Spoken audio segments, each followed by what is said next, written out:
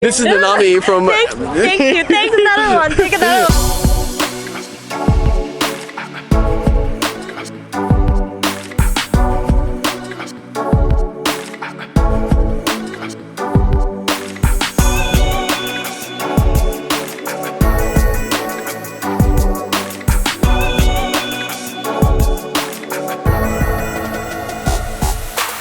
Hey guys, welcome back. I have finally made it to Tashkent, Uzbekistan. So I'm here with some friends from the hostel.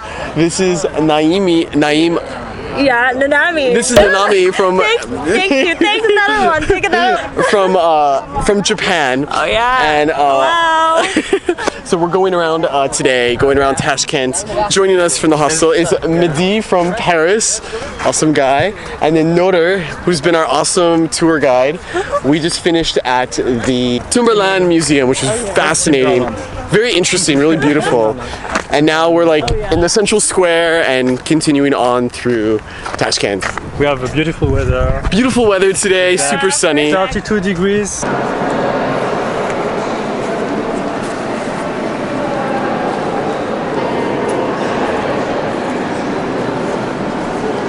Definitely the biggest highlight of the museum here is the center part. You can see the chandelier is amazing, and the architecture here, the Quran is down in the center. Really, really beautiful. And there's a beautiful mural of Amir Timur, which is the guy that this museum is all about. And look at this, guys. This is what these soldiers used to wear way back then. And apparently, like, this outfit alone weighs like tons, and they've got to carry a shield and a sword. So these guys were like packing on a lot of weight as they go into battle. This is a model of the observatory of Ulgukbek. I'm probably butchering that name, but they, hundreds of years ago, they used to have an observatory for the stars. Unfortunately, this is not around anymore. The only remnants of it is like an underground portion of it, but really cool. It's so cool to like learn about these old civilizations that had this knowledge of the stars and how to like calculate things. I always find that so interesting. If you visit Uzbekistan, Tashkent, you have to go to this museum. Even if you're not into museums, visit the Amir Timur Museum. It may look beautiful through the video, but in person, it is absolutely gorgeous. And just to learn the history of Uzbekistan and the land here is fascinating. We've now arrived at the Manir Mosque here in Tashkent, which I believe is one of the largest, if not the largest mosque in Tashkent. It's also referred to by locals as like the White Mosque. You can see that there's like the two towers there. I know it's a little blurry right now because of the sun, but it's a pretty large mosque. Not as big as some of the other ones in the country, but it's still quite big.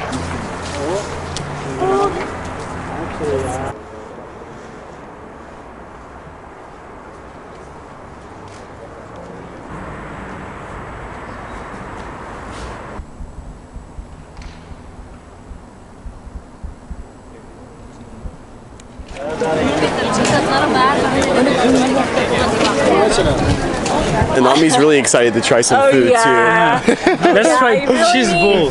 Cheese ball? Ooh.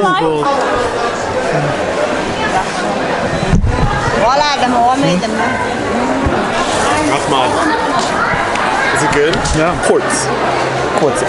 So it is like cheese balls. It's good. It's good. That's good.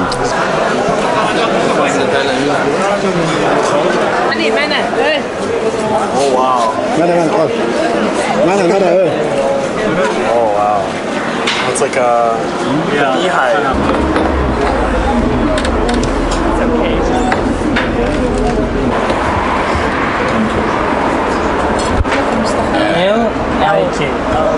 Are you ready? Yes. So you're gonna fight or... Oh yeah. Oh, that was hot. Alright, this time I'm not gonna burn myself. So I've already checked into my guest house. I'll give you guys a quick tour. It's called Anvar's guest house. Really great here. Everything here, if you notice, there's like lots and lots of mirrors. but it's really kind of like tropical. He's made it like really nice. So there's like a little area here that you can just hang out. It's a kind of a communal area. My room is room 12, and that is where I'm heading to right now. One thing that's really nice about this guest house is that they have lots of single rooms as well as a dormitory. So you can choose to stay in the dormitory. Dormitory is about 4 people. Let's see. Oh, it's locked. But it's in there. This is kind of a view. The streets out there. Really pretty. I really like the tropical feel of it. There's like this kind of in-between room here. The bathroom's right here. Oh. Okay, so the bathroom is in there. And over here is my room. So let's go on in. I got a private room, and the private room actually comes with 2 beds. So I can choose if I want to sleep in the small one or the large one. TV. Yeah, this is almost like a family room. But this costs me about $22 a night. $22 a night. I wanted to have my own room again.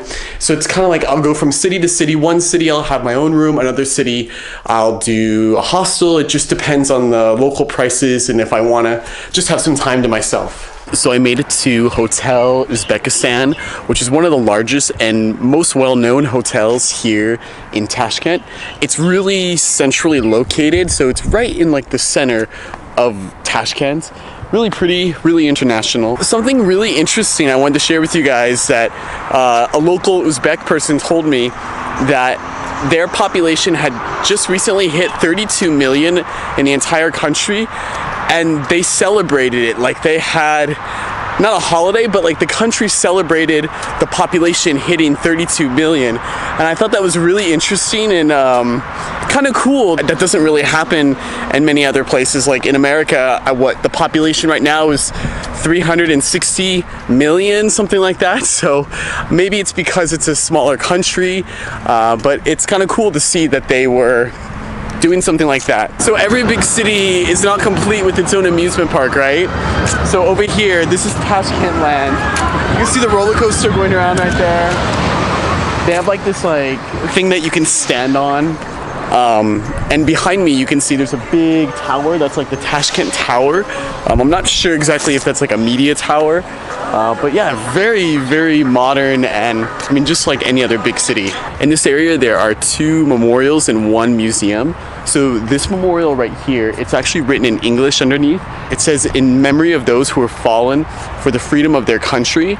And over here is actually a museum, and it had said on the outside, "In memory of those who died during the repression." So I'm guessing that that museum and this memorial represents what the country went through during the Soviet Union era when Uzbekistan was not Uzbekistan.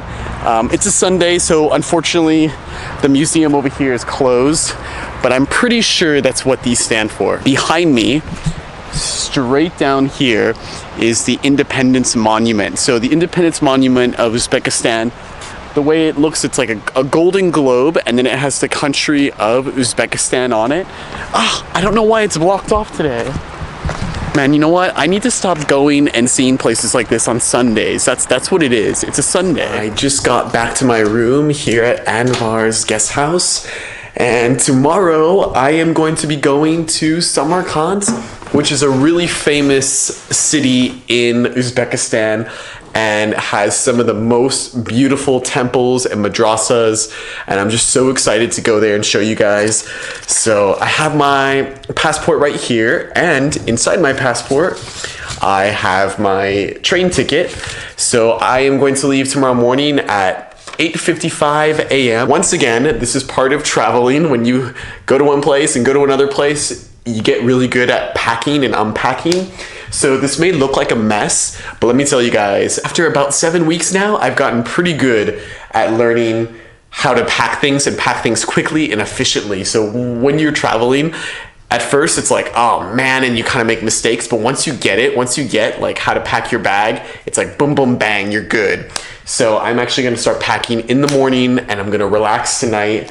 And tomorrow it's off to explore more in depth Uzbekistan. I hope you found Tashkent interesting. I really found it interesting, and it really surprised me in a lot of ways. I was not expecting it to be the way it was, and I really had a good time here. Thanks again for watching, guys, and remember to live every moment to the max. I'll see you guys next time.